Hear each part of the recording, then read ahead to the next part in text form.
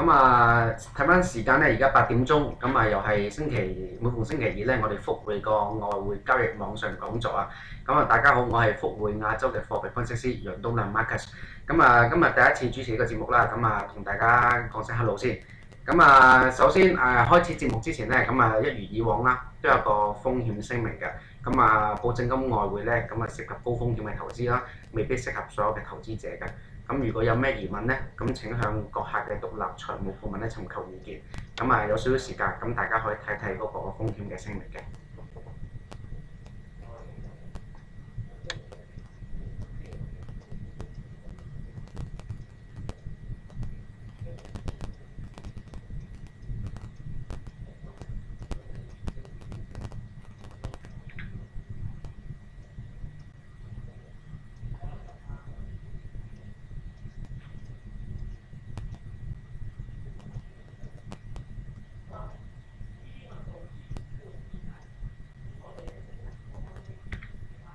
好啦，睇完風險聲明之後咧，又翻返嚟節目啦。首先講一講今日節目內容啦。首先就係一周大市嘅回顧啦。過去嗰一個禮拜咧，日本央行就宣布咗擴大個資產購買嘅規模啦。美國咧都公布咗個非農業嘅數據啊。一陣間都會同大家詳細講講。跟住仲有啲重要嘅數據嘅探討啦。仲有分析本週嘅焦點貨幣啦。今個禮拜咧我就揀咗呢個英鎊對日元，仲有澳洲紙對美金。如果有興趣嘅投資者咧，或者準備想投資呢兩隻貨幣嘅投資者咧，一陣間咧可以留心聽下啦。最後咧跟住都會講一講我哋嘅復匯嘅獨有嘅交易信號指標啦。而最後咧都會同大家講下一個即時嘅策略嘅。講講究竟而家呢一刻個市場上面嘅發展係點樣嘅。過去嗰一個禮拜咧，日本咧就一如市場預期啊，宣布擴大咗嗰個資產購買嘅規模。個資產購買規模咧擴大咗成11萬億㗎，去到91萬億㗎啦。同時咧都推出咗一項咧刺激銀行發放貸款嘅計劃喎。首先睇一睇個11萬億用咗喺邊先啦。其中5萬億咧就會攞嚟買呢個長期嘅國債。另外5萬億咧就會買一個短期嘅貼息嘅國庫券。有5000億咧就攞嚟買 ETF。另外3000億咧就買呢個公司嘅債券。1000億咧買一個商業嘅票據。最後1000億咧就買就其他嘅。其實喺今次呢個擴大資產規模嘅計劃裏邊咧，最後有一項咧就係話一個叫做刺激銀行放貸嘅計劃啊。幾特別嘅。就係話咧向一啲商業銀行咧提供一啲長期廉價嘅資金。簡單啲講句，俗啲講句就係放水啦。大家如果有留意嘅話咧，其實啱啱 Sharp 或者係 Sony 咧，公布嗰個佢哋公司嘅業績咧都相當之差，虧損都相當大。其實都好正常嘅。大家其實可以留意翻自己屋企啦。以前咧就可能全屋咧都係一啲日本牌子嘅電器。去到今時今日咧，可能要揾個電話咧已經係韓國嘅三星。甚至乎咧，可能係我知道美國咧已經好多人咧已經唔揸日產車㗎啦。甚至乎係揸呢個韓國嘅現代。會見到咧，其實日本咧好多嘅企業咧近呢幾年咧都受到威脅咧都相當之大。嗰個業績都麻麻地。日本央行咧都見到有咁嘅情況發生咧，希望咧能夠將啲資金咧多啲咁放出去，支持翻一啲日本大型嘅企業嘅發展。睇完日本呢個加大資產規模呢個計劃之後咧，睇一睇美國啦。上個禮拜咧，美國唔好彩啦，受呢個颱風桑迪吹襲嘅影響咧，美國個紐約交易所咧決定咧連續咧上個星期一同星期二咧都休市嘅。係喺2001年咧911之後咧首次咧突然間休市嘅。亦都係自1888年以來咧首次因為天氣嘅關係咧連續停市2日。最新咧估計呢個經濟損失咧可能高達成500億嘅。打風就冇人想啦，當然唔係一件好事啦。但係對某啲人嚟講咧，竟然可能係一件好事喎。睇翻美國而家總統大選啦，羅姆尼咧就用到好多錢咧去賣廣告。點知打風咧就停電。其實好多人咧根本就睇唔到啲廣告。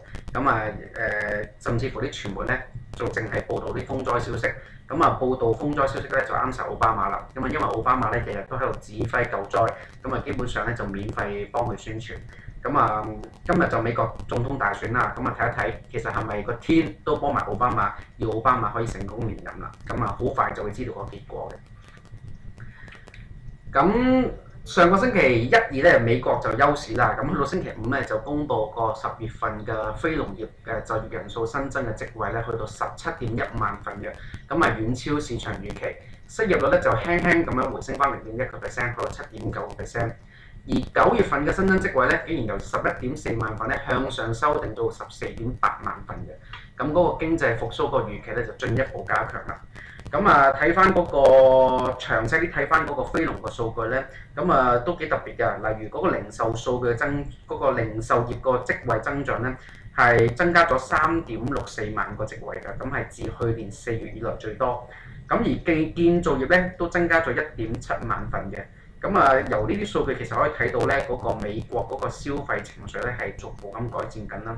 咁個樓市穩步復甦咧，都帶動咗嗰個建造業嗰個職位個增長嘅。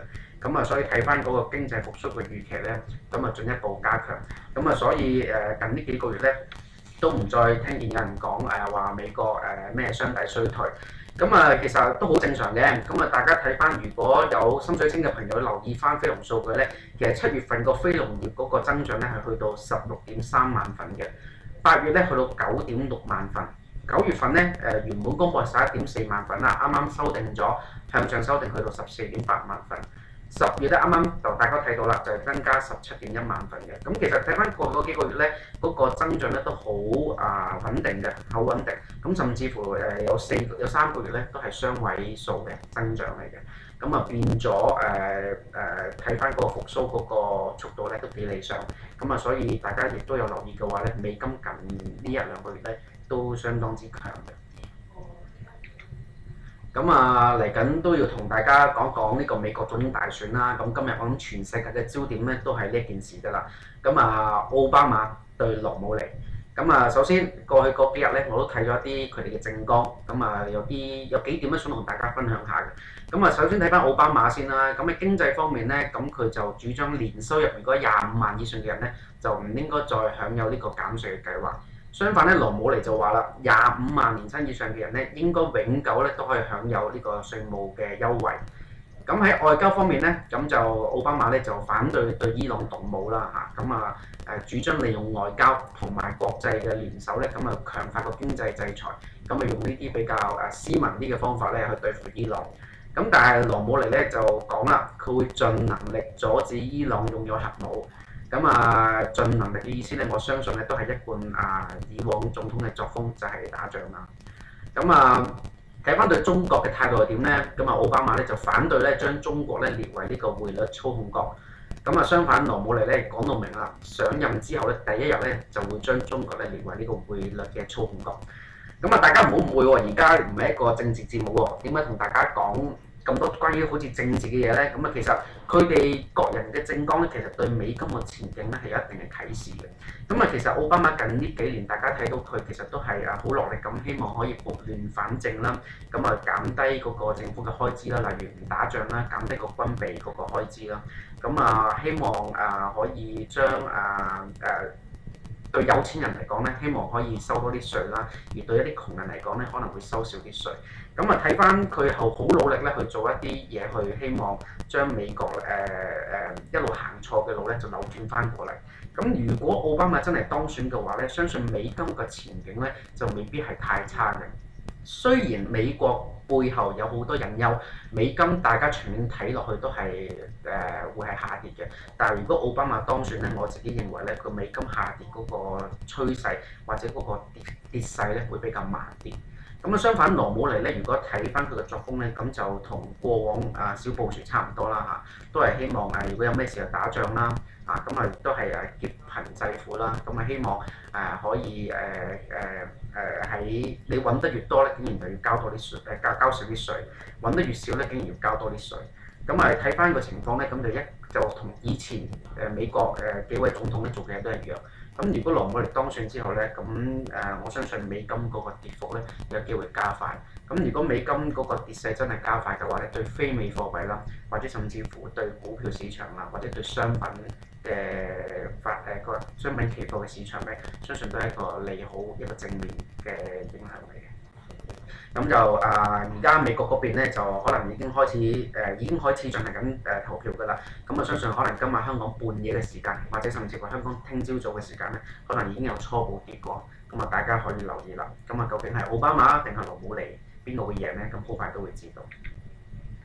咁睇翻過去嗰一個禮拜有啲咩重要嘅數據啦。咁10月29號咧，美國就公布咗9月份嘅核心個人消費嘅支出咧，咁就係1.7%嘅，同市場預期相若。咁亦都顯示咗嗰個零售市道咧係持續改善嘅。咁大家如果有留意我哋福匯道瓊斯個美匯指數咧，其實自9月14號見底之後咧，咁其實一路升到而家㗎啦。咁而家都係 keep 住喺個高位徘徊。所以過去嗰1、2個月咧，大家如果有留意美國嘅經濟數據咧，都會見到其實美國好多經濟嘅數據咧一路都改善緊嘅。咁去到10月30號咧，日本央行咧就宣布維持利率不變啦。仲要擴大個資產規模11萬億去到91萬億㗎。消息公佈咗之後嗰幾日咧，美金對 yen 咧曾經咧最高升到去80.67嘅水平嘅。近呢1、2日咧就稍稍回落咗少少。去到10月31號啦，歐元區公布9月份嘅失業率咧就11.6嘅，咁就市場預測11.4，咁稍稍差過市場預測。但係對歐羅嘅影響都不大㗎啦。因為睇翻其實嗰個歐元區嗰個最壞嘅時刻咧，相信都已經過咗。而家經濟復甦咧，相對嚟講，因為啱啱開始咧，相對嚟講都比較慢啲。歐羅近排下跌咧，咁最主要原因咧都係因為美金走得比較強啲。同佢本身一啲經濟數據咧都已經冇乜太大直接嘅關係。11月1號咧，美國就公布10月份嘅 ISM 製造業指數咧，51.7啦，市場預期咧就51.2㗎。其實個結果咧已經係連續2個月咧高過市場預期㗎啦。亦都解釋咗點解美金近呢1、2個月咧一路都點解咁強嘅。去到11月2號咧，就加拿大公布10月份嘅失業率啦，7.4%，其實同市場預期相若㗎。但係個就業人數咧就差過市場預期啦，淨係增加咗0.18萬個職位嘅，市場預期咧就1萬個。睇翻嗰個美金對加紙咧就曾經升翻去1算嘅。其實嗰一嚟嗰個加拿大個經濟數據麻麻地啦，第二如果大家有睇翻個油價回落咧，對加幣咧都有一定嘅影響。去到11月2號咧，公布非農嘅數據啦，頭先都同大家講過啦，所以其實而家個非農數據嗰個公布嗰個結果咁理想咧，大家而家都冇乜人再講美國會唔會雙底衰退啊，會唔會再次探底啊，都冇人再講。亦都解釋咗點解美金近排咁強啊，而商品咧做得比較差啲，甚至乎一啲非美嘅貨幣，好似英鎊啊、歐羅啊，近排都做得比較差少少嘅。跟住落嚟咧，同大家就分析一下一個外匯期貨嘅倉位變化報告啦嚇。大家如果係有留意嘅話，其實喺我哋嗰個公司個 dailyfx.com.hk 嘅網站裏邊咧，大家可以睇到呢個期貨倉位嘅變化報告嘅。上個星期就講過啦，其實美金嘅短倉咧已經減咗超過20%㗎啦。今個禮拜睇翻咧，截至到10月30號咧，美金嘅短倉咧係再減少25%，去到61,406份嘅。睇翻之前個禮拜同埋啱啱上個禮拜咧，加埋已經減少咗40幾個%嘅短倉。所以大家亦都睇到咧，美金咧其實一路都走強。睇淡美金嘅人咧就越嚟越少。另外一樣嘢要留意紅色箭嘴嘅，睇翻就黃金啦。大家啱啱講咗啦，美金轉強啦，黃金相對嚟講應該都會走翻弱啲啦。大家亦都睇到咧，其實黃金已經係連續3個禮拜咧嗰個淨長倉嘅合約咧係減少嘅，而家最新咧係減少到係17,222份嘅。黃金就之前曾經上試過1800美金1盎司之後咧，就失敗咗，就一路咁碌翻落嚟。最近睇翻咧就跌穿埋1,700美金添，最低咧見過1,673美金對1盎司嘅。睇嚟嗰個美金咁強勢咧，對黃金嚟講咧都有相對嚟講都有一定嘅影響。未來呢一個禮拜咧，究竟有啲咩市場嘅焦點喺邊度咧？大家可以留意下啦。相信今日咧就一定係美國總統大選啦。另外都仲有一個焦點嘅就係今朝早咧，澳洲央行咧就公布咗11月嘅議息結果嘅。咁啊嚟緊星期四啊，呢個星期四晚咧，咁啊英國同埋歐洲央行咧都會公布嗰個利率嘅決議嘅。咁啊啱啱琴日咧公布咗美國10月份嘅 ISM 非製造業指數咧，公布嘅結果係54.2啊，咁嗰個預期係54.5，咁啊稍微差過市場嗰個預測嘅。咁啊，今日啦，星期二啦，11月6號，咁今朝早11點半咧，澳洲央行咧就公布咗個議息嘅結果啦，咁就出乎市場預期咧，就係維持利率不變，係翻3.25厘嘅。咁市場原本預期咧嗰個利率咧係會減0.25厘去到3厘嘅。咁個消息一出之後咧，咁啊見到澳幣咧就係咁升上去啦，咁就好似有突破咁嘅走勢添。咁啊一陣間都會同大家講一講澳幣對美金個走勢會係點嘅。咁啊，啱啱6點鐘咧，啱啱就公布咗歐元區9月份嘅生產物價指數啦。咁啊，市場預期2.6%啦，咁就結果係2.7%嘅，咁啊稍微高過市場預期。咁去到聽日啦，咁就歐元區會公布咧9月份嘅零售銷售嘅年率啊。咁啊，之前係跌咗1.3%嘅喎。咁預期係幾多咧？就仲未公布。咁啊，變咗大家可以聽朝早或者今晚夜啲咧，就再上去我哋公司嘅 dailyfx.com.hk 咧，咁就可以 check 翻個市場預期係幾多嘅。咁去到星期四啦，咁啊澳洲公布10月份嘅失業率啦，咁啊之前嘅值係5.4%，咁啊預期咧都係未公布嘅，咁啊大家都可以去翻我哋公司個網站睇翻，咁啊但係睇翻今朝早嗰個議息嘅結果啦，維持息率不變啦嚇，咁啊相信10月份嗰個失業率咧嗰個對澳幣嘅影響咧，相對嚟講咧都會微啲㗎啦，因為今日主導嚟講嘅話，主導性嚟講嘅話咧，都係今日嗰個議後聲明嘅，咁一陣都會同大家稍微講一講嘅。咁啊，星期四啦，咁就夜晚咧，就8點鐘同8點9咧，分別係英國同埋歐元區咧11月嘅議息會議就個結果會公布啦嚇。咁啊，英國就預期係維持翻息率不變到0.5厘嘅。咁啊，大家留意下會有聲明咧，會唔會話擴大個資產嗰個購買嘅規模啦？咁歐元區咧嗰個預期亦都係維持翻0.75厘不變啦，嗰個利率。咁啊，大家亦都要留意翻咧嗰個歐元區嗰個議息會後嗰個會議咧個記錄咧會唔會講翻睇下有冇咩新嘅招數咧，就再去刺激翻嗰個歐洲嗰個經濟嘅發展。去到呢個禮拜尾啦，週末星期五啦，咁就德國咧就會公布10月份嘅消費者年率啦。咁啊，之前嗰個值係7.8%，預期7.9%。咁啊，大家可以當日留意翻嚇。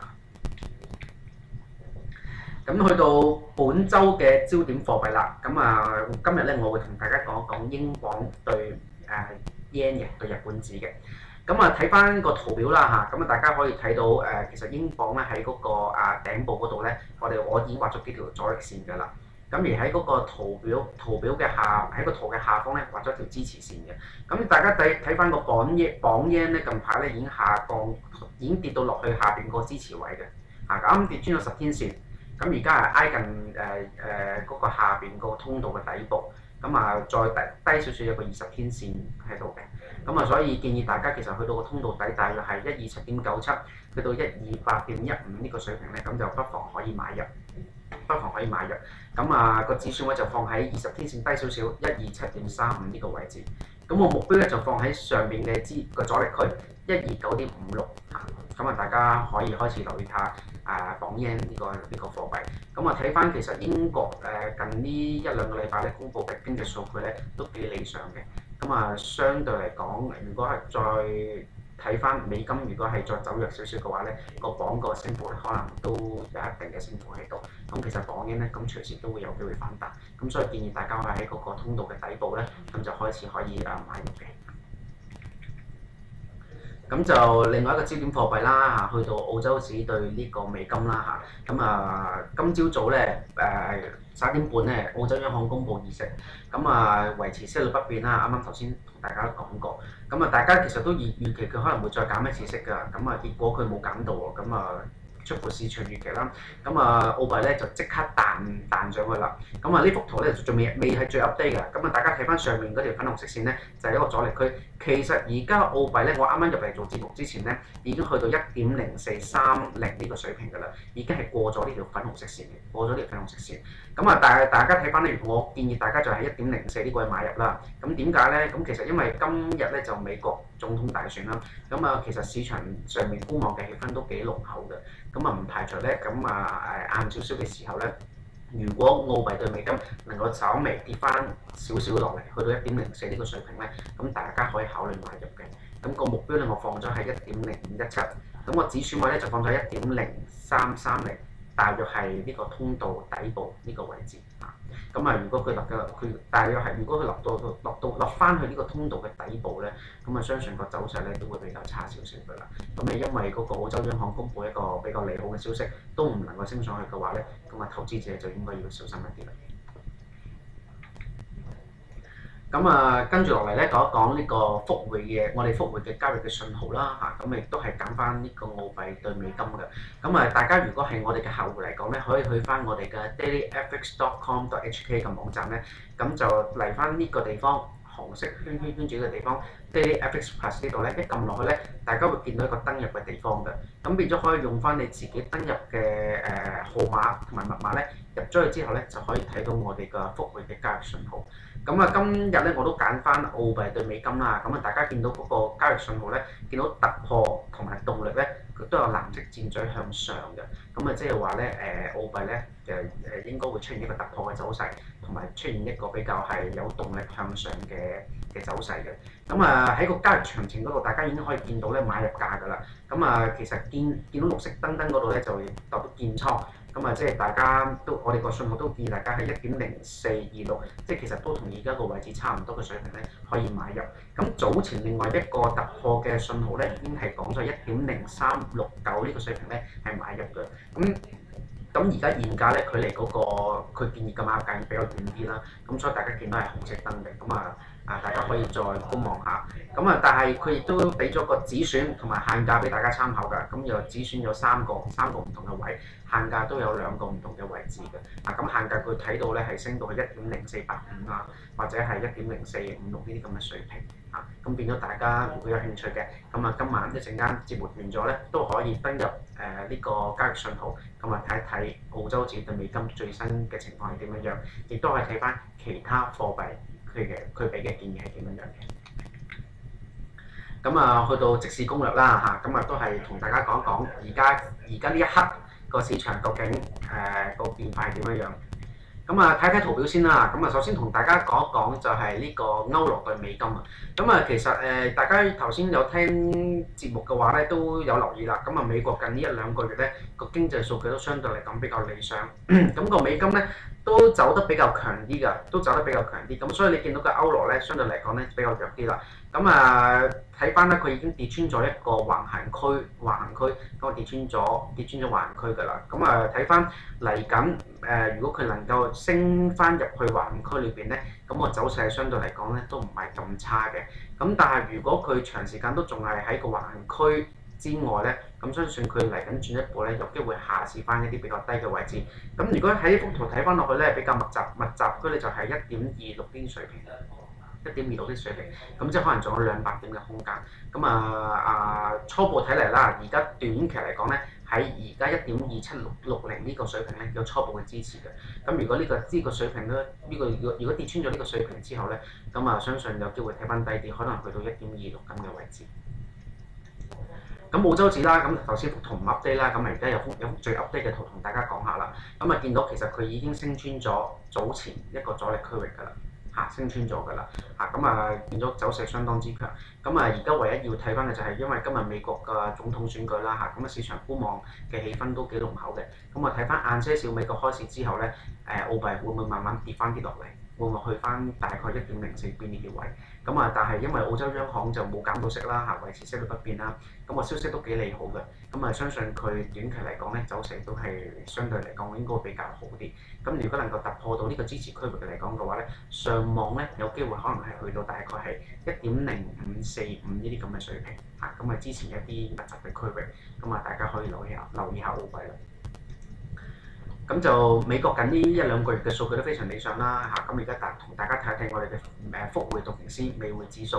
大家睇翻咧，其實見到啦，好明顯啦一浪高於一浪啦。大家見到個美匯指數個底部一浪高於一浪，而高位咧都係一浪高於一浪嘅。咁啊，今日睇翻而家咧就稍稍有啲回落啦嚇，美金咁啊，可能同嗰個美國大選有關啦嚇，市場開始觀望緊個結果係點樣樣，咁就美金就弱咗少少，咁但係依然都喺個上升通道裏邊嘅，咁啊，所以相對嚟講短期嚟講咧，我自己本人睇咧有機會下試一下呢個底部呢個位置，大約係9928呢個水平，咁啊，相對嚟講，如果係澳幣歐羅咧，可能會做翻好少少嘅，咁大家可以留意下。咁啊，最後一隻同大家講嘅貨幣就係黃金啦，嚇。咁啊，大家睇翻黃金近排嘅走勢就麻麻地嘅，咁啊一路都係一浪低過一浪啦。咁亦都係嗰句啦，美金咁強咧，咁黃金通常都冇運行啊。咁啊，睇翻黃金之前呢一棍咧跌得比較深啲嘅，咁係一支大陰燭。咁啊，睇翻啱啱呢兩日咧有少少反彈嘅。咁如果大家有用開呢個我哋叫做黃金比率嘅分析嚟講嘅話咧，單喺呢一支蠟燭做一個分析嚟講咧，佢啱啱今日黃金咧就稍升穿咗0.382呢個水平。咁我記得頭先我入嚟做節目之前咧，就啱啱掂住0.382嘅，咁而家啱啱就升穿咗0.382少少。咁但係我唔記得喎，今日仲未收市嘅，咁啊變咗一陣間可以睇翻今日收市，佢可唔可以守得喺0.382之上？如果唔係嘅話咧，嚟緊0.5，大約係1695蚊呢個水平咧，係會係下一個好短期嘅阻力。咁啊，今日嗰個即市攻略咧都講完㗎啦。咁啊嚟緊，如果大家譬如話對嗰個啱啱我講嘅嘢有咩問題嘅話咧，咁啊大家可以隨時聯絡我哋啦。咁我哋個24小時嗰個熱線咧係2190116嘅。咁啊呢個 mtlyung@fxcmasia.com 係我嘅 email。咁有咩問題嘅話咧，隨時都可以電郵俾我，咁我都會解答翻大家嘅。咁啊，頭先我成日都同大家提到㗎啦，就係我哋個財經網站3W1.dailyfx.com.hk。咁啊，頭先好多資料咧，大家都可以喺呢個網站嗰度揾到嘅。